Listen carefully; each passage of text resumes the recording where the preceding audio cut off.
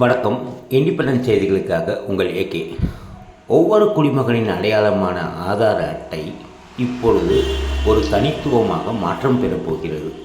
UIDAI unique authorisation board எனப்படும் ஆதார் அட்டை பிரிவு வரும் டிசம்பர் மாதத்தில் இந்த மாற்றத்தினை கொண்டு வருகிறது. இதனால் இந்திய முன்னர் இருந்தது போல் ஆதார் அட்டையில் நம்மளுடைய பெயர், பிறந்த தேதி, தந்தை பெயர் எல்லாம் இருக்கும். ஆனால் தற்போது வருவதில் மிகச்சிறந்த மாற்றங்கள் வரப்போகிறது. அது என்னன்றதை இப்போ நம்ம பார்ப்போம். முடியும் அப்படின்னு கேட்டா, உங்களை அடையாளம் காண வேண்டிய எந்த இடத்துலயும், அதாவது ஹோட்டல் செக்இன்ல இருக்கலாம், இல்ல ஏதாவது ஒரு ஈவெண்ட்ல, இல்லைன்னா ஏதாவது ஒரு ஆபீஸ் டிபார்ட்மெண்ட்ஸ்க்கு முக்கியமான தகவல்கள் நீங்க கேட்கணும் அப்படின்னா நீங்க யாரு அப்படிங்கறத தெரிஞ்சுக்கிறதுக்கு ஆதார் தேவைப்படுது இல்லையா? அப்ப இந்த மாதிரி இடங்கள்ல உங்களுடைய ஆதார் அட்டையில இருக்கிற QR கோட அவங்க ஸ்கேன் பண்ணணும். அந்த QR குள்ளதான் உங்கள் பெயர்ல ஆரம்பிச்சு முகவரி வரைக்கும் எல்லா தகவல்களும் இருக்கும். ஆனா அது நம்மளுடைய கண்ணு முன்னாடி வெளிப்படையா தெரியாது.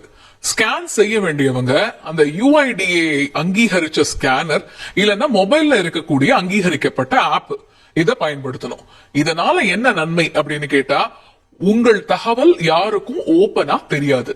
அவசியமான நேரத்துல சரியான வெரிஃபிகேஷன் மூலமா மட்டுமே உங்களுடைய தகவல்கள் எல்லாம் அன்லாக் ஆகும். அது மட்டும் இல்லாம இந்த UIDA ஒரு புதிய ஆதார் ஆப்பையும் லான்ச் பண்ண போகிறாங்க.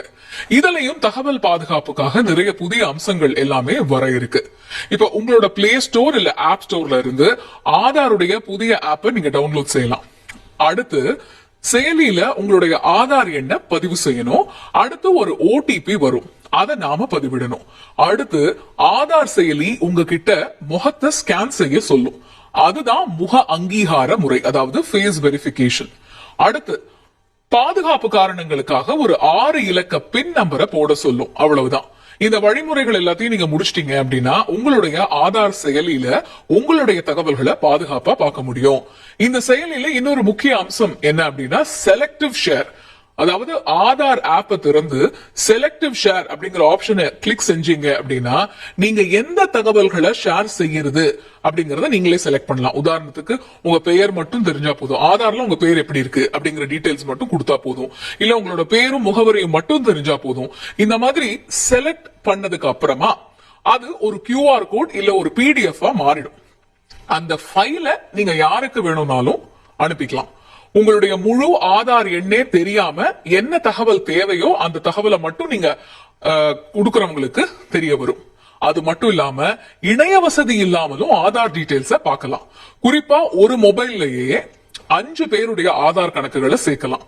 உதாரணத்துக்கு உங்களுடைய அப்பா, அம்மா, நீங்க, உங்களுடைய குழந்தைகள், அவங்களுடைய கணக்குகளையும் சேர்க்க முடியும்.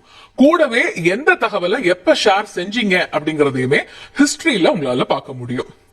UIDA உடைய தலைமை நிர்வாக அதிகாரியுடைய கருத்துப்படி ஆதார் கார்டு அப்படிங்கிறது ஒரு வெரிஃபையபிள் டாக்குமெண்ட் தான். ஆனா அதையே ஒரு பெரிய டாக்குமெண்ட் மாதிரி காப்பி எல்லாம் எடுத்து வச்சுட்டு பயன்படுத்த கூடாது அப்படின்னு சொல்லியிருக்கிறாரு. அதாவது புகைப்படம் எடுத்து அனுப்பும் கூடிய ஆதார் அட்டை, ஆன்லைன்ல PDF அப்லோட் செய்யறது, ஜெராக்ஸ் காப்பி எடுத்து வச்சுக்கிறது, இது எல்லாமே தவறான பிராக்டிஸ் தானா.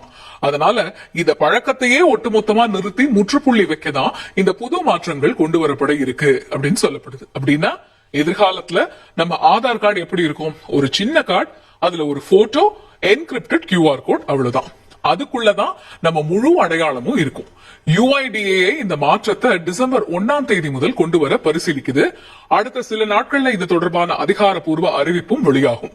இந்த மாற்றம் இந்தியாவில் உள்ள ஒவ்வொரு குடிமகனுக்கும் மிகப்பெரிய பிரைவசி அப்கிரேடா இருக்கும் அப்படின்னு நம்பப்படுது.